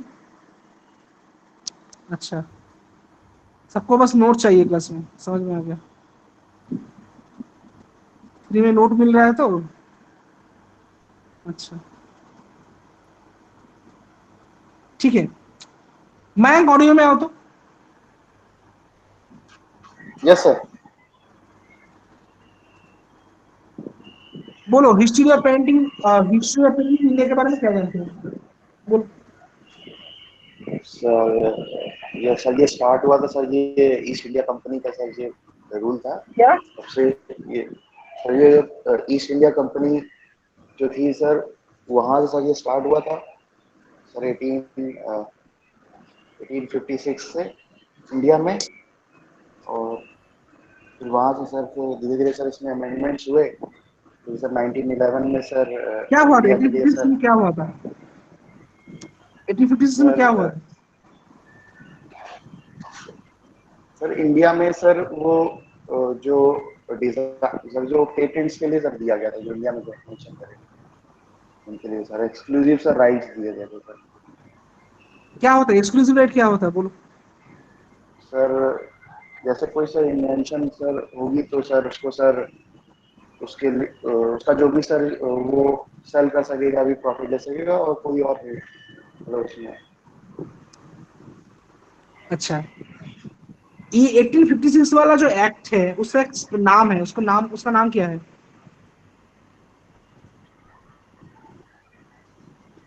सर नाम नहीं आ रहा सर। शायन ऑडियो होता है। Sir, Act 15. Yes sir. 1856 वाला जो एक्ट है उसका नाम क्या है?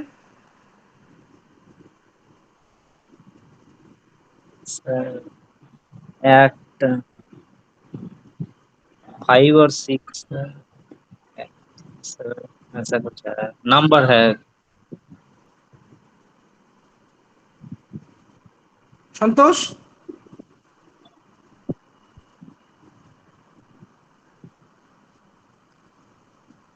याद है?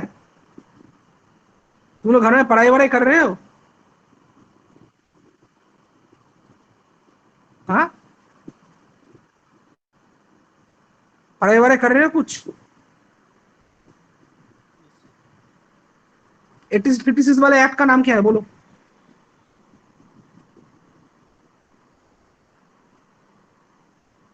सुमोना,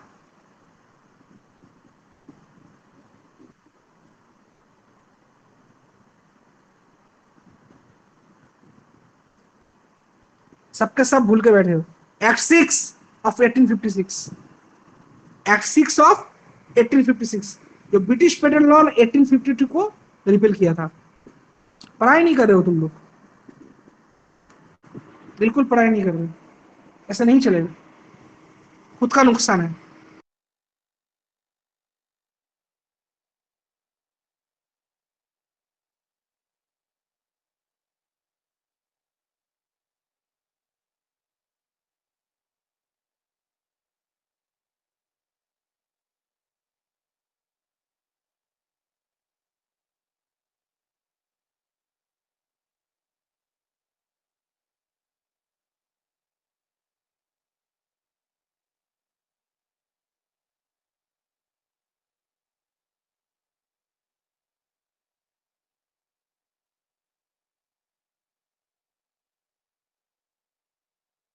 क्या?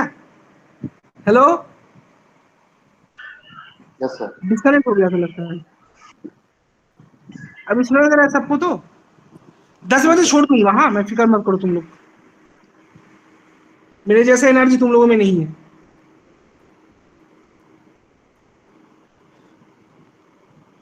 इसके बाद हम लोग पढ़ेंगे leading international instrument concerning international property rights. उसमें से क्या क्या है? पेरिस कन्वेंशन है 1883 का, जो मार्च 20 1886 में पेरिस में साइन किया गया था, जो इंटेलेक्चुअल प्रॉपर्टी के ऊपर बहुत इनिशियल टाइप का एक कन्वेंशन था। बहुत इससे पहले ऐसा कन्वेंशन नहीं हुआ था इंटेलेक्चुअल प्रॉपर्टी के ऊपर। इसके ऊपर जो इसका जो प्रोविजंस था उसको हम 3 कैटेगरी में तोड़ सकते हैं: national treatment, priority right and common rules. National treatment माने जिस देश में देश के हिसाब से उसका जो इंटेलेक्चुअल प्रॉपर्टी का जो फीचर्स है उसको डिस्कस करना, उसका प्रायोरिटीज क्या क्या है उसको डिस्कस करना और उसके अकॉर्डिंग रूल्स बनाना। ये पेरिस कन्वेंशन 1883 जिसको कहा जाता है Paris convention for protection of intellectual property 1883 उसका विषय वस्तु था, जो 20 मार्च 1883 में पेरिस में साइन किया गया था। ये डेट्स बहुत वाइटल है। उसके बाद Berne convention for the protection of literary artistic works 1886 जो साइन हुआ था 9 सितंबर 1886 में बार्ने स्विट्जरलैंड में, और दिसंबर 5 1887 पे से ये लागू हो गया। इसका इसका काम क्या था? ये जो लिटरेरी राइट्स वगैरह होता है माने ड्राइंग्स, पोएम्स, पेंटिंग्स, इन सब के ऊपर जो उसका जो आर्टिस्ट या फिर क्रिएटर होता है उसके राइट को कंसर्व करना। That means it is related to copyright, it's related to copyright. उसके बाद WIPO copyright treaty 1996 very important, date वगैरह याद रखना पड़ेगा, हर एक डेट इंपॉर्टेंट है। ये जो सेक्शन में पढ़ा रहा हूं अभी हर एक डेट बहुत वाइटल है। ये कब तक WPO कॉपीराइट ट्रीटी साइन किया गया था 20 दिसंबर 1996 में जेनेवा में स्विट्जरलैंड, और इसको इफेक्टिव कब किया गया था? मार्च 6 2002 में। ओके, ये कॉपीराइट ट्रीटी था जिसका विषय वस्तु क्या था? Computer programs whatever the mode और form of their expressions and compilations of data and other materials, database जिसको कहा जाता है। तो इसके ऊपर ये ट्रीटी हुआ था, इसके ऊपर ये ट्रीटी हुआ था। आसान भाषा में अगर बोले या सिंपल लैंग्वेज में अगर बोले, it deals with the promotion of works and rights of the authors in digital environment। Digital environment का मतलब क्या होता है? ये जो कोडिंग वगैरह होता है, एक कंप्यूटर के सॉफ्टवेयर को बनाने के लिए उसको कोड किया जाता है, राइट? उसको कोड किया जाता है। ये कोडिंग वगैरह जो इसको बनाने वाले के ही हाथ में रहे, या फिर जो संस्था इसको बनाए, जैसे IBM एक संस्था है, इंटरनेशनल बिजनेस मशीन, कंप्यूटर से रिलेटेड काफी कोडिंग वगैरह वो लोग करते हैं, तो उनके हाथ में इसका कॉपीराइट रहे, इसको देखने के लिए WIPO ने WIPO कॉपीराइट ट्रीटी 1996 को किया गया था, जो जेनेवा में साइन हुआ था 20 दिसंबर 1996 में, और उसको इफेक्टिव किया गया मार्च 6 2002 से। उसके बाद patent cooperation treaty very important for examination, very very important. Patent cooperation treaty को साइन किया गया 19 जून 1970 को वाशिंगटन में। ये स्विट्जरलैंड में नहीं हुआ, इसलिए ये बहुत इंपॉर्टेंट है। यस,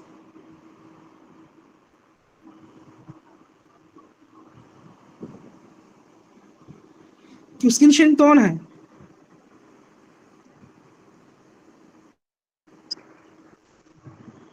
अभी दिख रहा है? Yes sir, yes sir. पहले नहीं दिख रहा था?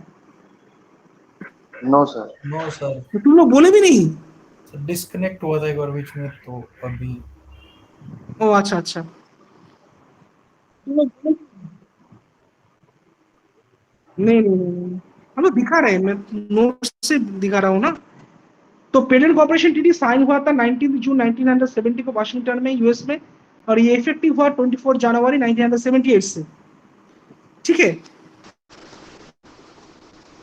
इसका काम क्या था? To seek patent protection for invention simultaneously in large number of countries by filing international patent application. International patent application को फिल करके ये जो कंट्रीज का जो अपना खुद का पेटेंटिंग होता है उसको कंजर्व करना इस पेटेंट कोऑपरेशन ट्रीटी का काम था। इंडिया में जो पेटेंटिंग होता है वो इसी पेटेंट के अनुसार होता है, इसी ट्रीटी के अनुसार होता है। ठीक है, पेटेंट कोऑपरेशन ट्रीटी। उसके बाद Budapest treaty on international recognition of deposit of micro organisms for the purposes of patent procedure 1977। ये कब साइन हुआ था? अप्रैल 28 1977 में बुदापेस्ट में। बुदापेस्ट कहाँ है? हंगरी में है। ठीक है, और इसको फोर्स कब हुआ? 3 साल बाद, अगस्त 1980 में ये फोर्स हुआ, और सितंबर 26 1980 में इसको अमेंड किया गया, पहला अमेंडमेंट हुआ इसके ऊपर। ये WIPO के द्वारा ही एक एडमिनिस्ट्रेट ट्रीटी रहा।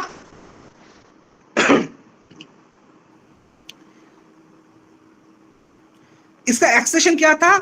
The accession to the treaty is open to states parties to the Paris convention for the protection of industrial property of 1883। तो इसको कौन कौन से संस्था ने एक्सेप्ट किया? ARIPO, इसका फुल फॉर्म होता है African regional industrial property organization. उसके बाद यूरेशियन पेटेंट ऑर्गेनाइजेशन EAPO, ठीक है। उसके बाद यूरोपियन पेटेंट ऑर्गेनाइजेशन EPO। दोनों सुनने में सेम है लेकिन उसका एक्रोनिम अलग है, याद रखना। EAPO अगर है तो वो यूरेशियन पेटेंट ऑर्गेनाइजेशन है, EPO अगर है तो वो यूरोपियन पेटेंट ऑर्गेनाइजेशन है। यूरेशियन और यूरोपियन याद रखना, ठीक है। Have filed declaration of acceptance under Article 9(1)(a) of the treaty। उसके बाद माद्रिद एग्रीमेंट। माद्रिद एग्रीमेंट ये सब तो तुम लोग जानते, ये तो बहुत पॉपुलर है, पिछले दिन भी डिस्कस किया था। माद्रिद एग्रीमेंट बहुत दिनों तक माने बहुत वाइटल सा एग्रीमेंट है। हाँ, ये 1891 में कंक्लूड हुआ, लेकिन इसने क्या किया? Brussels agreement 1900, Washington agreement 1911, Hague agreement 1925, London agreement 1934, nice agreement 1957 and Stockholm agreement 1967 को अमेंड किया। सो ये बहुत वाइटल एक एग्रीमेंट था। अच्छा, ये माद्रिद प्रोटोकॉल किसके साथ डील करता है? कोई बोल पाएगा? ये माद्रिद प्रोटोकॉल होता है वो किसके साथ डील करता है? ट्रेडमार्क से। ट्रेडमार्क के साथ डील करता है। वेरी गुड, ट्रेडमार्क के साथ डील करता है माद्रिद प्रोटोकॉल। उसके बाद Hague agreement concerning national deposit of industrial designs 1925। Okay, ये इफेक्टिव कब से है? 1 जून 1928 में, जिसने बाकी जो प्रीवियस एक्ट्स है उसको यहाँ पे मॉडिफाई किया गया। और उसके बाद इसका भी कुछ कुछ मॉडिफिकेशंस हुआ है बाद में, जैसे लंदन एक्ट ऑफ 1934, उसके बाद ह्यूज एक्ट ऑफ 1960, उसके बाद जिनेवा एक्ट ऑफ 2 जुलाई 1999। इसका मॉडिफिकेशंस किया गया इस एग्रीमेंट का, ठीक है। ये इंडस्ट्रियल डिजाइन के ऊपर एक एग्रीमेंट था। डिटेल्स में लिखा है, पढ़ लेना, जितना चाहिए उतना लिखा है यहाँ पे। उसके बाद ट्रेडमार्क लॉ ट्रीटी 1994, ये कब एडॉप्ट किया गया? 27 अक्टूबर 1994 को। और इसको एनफोर्स कब किया गया? 1 अगस्त 1996 को। इसका 2009 9 नवंबर तक मोटामोटी 45 मेंबर्स है इसका ट्रेडमार्क लॉ ट्रीटी। ये ट्रेडमार्किंग जो सिस्टम है, एक इंटरनेशनल ट्रेडमार्किंग जो सिस्टम है, वो इसी ट्रीटी के ऊपर आधारित है। ये इंटरनेशनल ट्रेडमार्किंग जो सिस्टम है वो इसी ट्रीटी का ऊपर आधारित है। उसके बाद पेटेंट लॉ ट्रीटी 2000, ये कब एडॉप्ट किया गया? जून 1 2000 को एडॉप्ट किया गया। ये एक इंटरनेशनल एग्रीमेंट था in how to patent N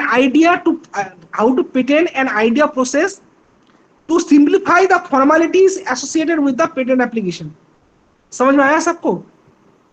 so it is a very vital treaty, patent law treaty. इसके ऊपर पेटेंटिंग का जो सिस्टम है वो बहुत हद तक डिपेंडेबल है, और पेटेंटिंग सिस्टम पूरे वर्ल्ड वाइड इसको फॉलो करते हैं। पेटेंट लॉ ट्रीटी बहुत इंपॉर्टेंट एग्जाम के लिए। ये यूएस में शुरू हुआ था अप्रैल 28, 2005 को, और approve by the US senate in 2007। उसके बाद ट्रीटीज ऑन क्लासिफिकेशन। हमको मालूम है 2 टाइप का क्लासिफिकेशन होता है, गुड्स एंड सर्विसेज। ये क्लासिफिकेशन कहां पे हुआ था? ये क्लासिफिकेशन किया गया था नाइस एग्रीमेंट 1957 पे। तो क्लासिफिकेशन के ऊपर एग्रीमेंट कौन सा है अगर पूछे तो? ट्रीटी कौन सा है क्लासिफिकेशन के ऊपर? नाइस एग्रीमेंट 1957, याद रखना पड़ेगा, 1957 नाइस में।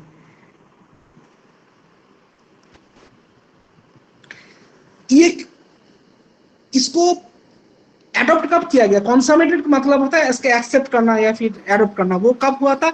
15 जून 1957 में फ्रांस में, नाइस एग्रीमेंट। ठीक है, बाकी पढ़ लेना, विषय वस्तु मैंने बोल दिया, बाकी तो थोड़ा पढ़ लेना यहाँ से। उसके बाद special conventions in the field of related rights, जिसको कहा जाएगा Rome convention 1961, very popular convention, very popular. Okay, Rome convention for the protection of performers, producers of phonograms and broadcasting organization, also known as the International Convention for the Protection of Performers, Producers of Phonograms and Broadcasting Organizations, and the Rome Convention, ये कहाँ पे mentioned है? Volume 496, page number 43, UNTS, United Nations Treaty Collection। इसको accept किसने किया था? बीरपाई ने accept किया था। किसने किया था? बीरपाई ने एक्सेप्ट किया था। जो modern world intellectual property organization का एक प्रेसिडेंट था, या फिर हम लोग को मालूम है कि ये जो बीरपाई है वो ही भविष्य में जाके मॉडिफाई होके WIPO बना है, जो मैंने पिछले क्लास में डिस्कस किया था। तो इसको कब साइन किया गया? 26 अक्टूबर 1961 को, 26 अक्टूबर 1961 को। और इफेक्टिव कब किया गया? 18 मई 1964 को, 18 मई 1964 को इसको इफेक्ट किया गया था।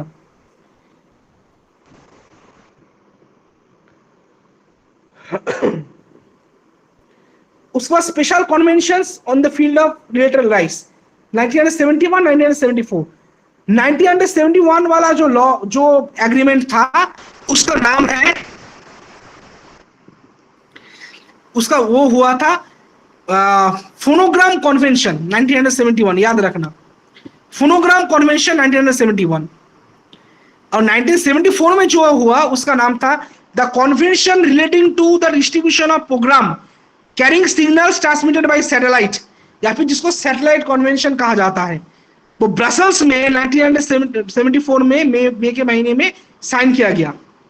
इससे क्या हुआ? सैटेलाइट जो राइट्स वगैरह होता है, ये सैटेलाइट राइट्स वगैरह को एक रूल्स और रेगुलेशंस में बांधा गया इस ट्रीटी के थ्रू पूरे वर्ल्ड वाइड। ठीक है, सैटेलाइट राइट जो होता है उसको इस राइट के थ्रू एक सिस्टमेटिक प्रोसीजर में इसको लाया गया। उसके बाद WIPO performances and phonogram treaty, exam में बहुत आता है, इसका एक्रोनिम याद रखना, WIPO performances and phonograms treaty. Exam में क्वेश्चन आ सकता है, what is the full form of WPTT, question में तुमको पूछेगा WIPO performances and phonogram treaty, WIPO phonograms and performance treaty. तो आंसर क्या होना चाहिए? Performances and phonograms treaty. So ये बहुत इंपॉर्टेंट है, इसको गलती मत करना एग्जाम में, बार बार बोल रहा हूं। हाँ, 1980 साल में ये पास किया गया था। ये भी तुम्हारा कॉपीराइट रिलेटेड ट्रीटी है, जो ये तो माने इंटरनेट ट्रीटी कहा जाता है इसको एक्चुअली। तो ये जो डिजिटल मीडिया है, डिजिटलाइजेशन हो रहा था उस समय, तो इन सबको एक इंटरनेशनल ट्रीटी के थ्रू एक रूल्स एंड रेगुलेशंस के अंडर लाया गया। ओके, उसके बाद international convention for the protection of new varieties of plants 1961। इसका जो एक्रोनीम है बहुत इंपॉर्टेंट है, international union for the protection of new varieties of plants, इसको कहा जाता है UPOP। ये एक फ्रेंच नाम है, ठीक है, इसलिए इसका एक्रोनीम क्या है? UPOP। UPOP इसका एक्रोनीम है। इसका जो एक्सपेंशन है इंग्लिश में वो क्या है? International union for the protection of new varieties of plants. याद रहेगा, ये एक इंटर गवर्नमेंटल ऑर्गेनाइजेशन है, बहुत इंपॉर्टेंट है, मैं बार बार बोल रहा हूं ये वाला पार्ट। ये इंटर गवर्नमेंटल ऑर्गेनाइजेशन है जिसका हेडक्वार्टर है जेनेवा में, और इसको 1961 के थ्रू एस्टेब्लिश किया गया था। एक कन्वेंशन में पेरिस में हुआ था, उसको एक्सेप्ट किया गया। 1972 में उसको रिवाइज किया गया, 1978 में रिवाइज किया गया, फिर से 1991 में उसको रिवाइज किया गया। UPOP का काम क्या था? UPOP's mission is to provide and promote an effective system of plant variety protection with the aim of encouraging the development of new varieties of plants for the benefit of society. और हम लोगों का ये आखिरी है, माने आखिरी agreement है ट्रिप्स। ट्रिप्स एग्रीमेंट जिसको कहा जाता है। ट्रिप्स एग्रीमेंट क्या कहाँ पे साइन हुआ था? मराकेश में। मराकेश कहाँ पे? मोरक्को में। किसमें? कितने तारीख को? 15 अप्रैल 1994 में। 15 अप्रैल 1994 में ये साइन हुआ था ट्रिप्स। ये ट्रेड रिलेटेड है, इसलिए इसके थ्रू गैट के बेसिक प्रिंसिपल को इंप्लीमेंट किया गया और प्रोविजनल वगैरह था कुछ, यहाँ पे सब लिखा है डिटेल्स में, थोड़ा पढ़ लेना। उतना लाइन बाय लाइन में नहीं पढ़ रहा हूँ, ठीक है, थोड़ा पढ़ लेना। तो 10 बज गया क्या? और कंटिन्यू करोगे या यहाँ छोड़ दे? और कंटिन्यू करोगे या छोड़ दे यहाँ पे?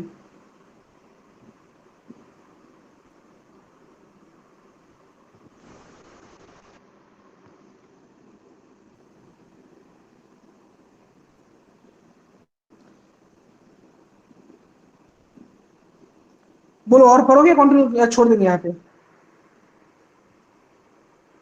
छोड़ दीजिए सर, हाँ छोड़ दीजिए। छोड़ देंगे। अच्छा ठीक है, जो बाकी पार्ट रहा, बाकी पार्ट हम अगले हफ्ते उसको डिस्कस करेंगे। अभी तक जो कुछ पढ़ा है उसमें से कोई सवाल है?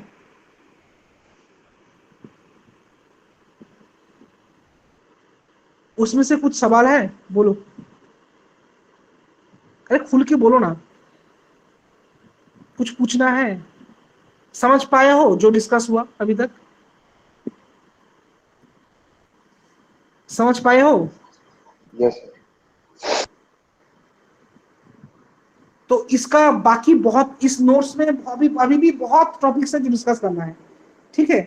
तो इसको हम लोग नेक्स्ट क्लास में इसको कंटिन्यू करेंगे और नोट्स में भेज दूंगा आज रात को, चिंता मत करो।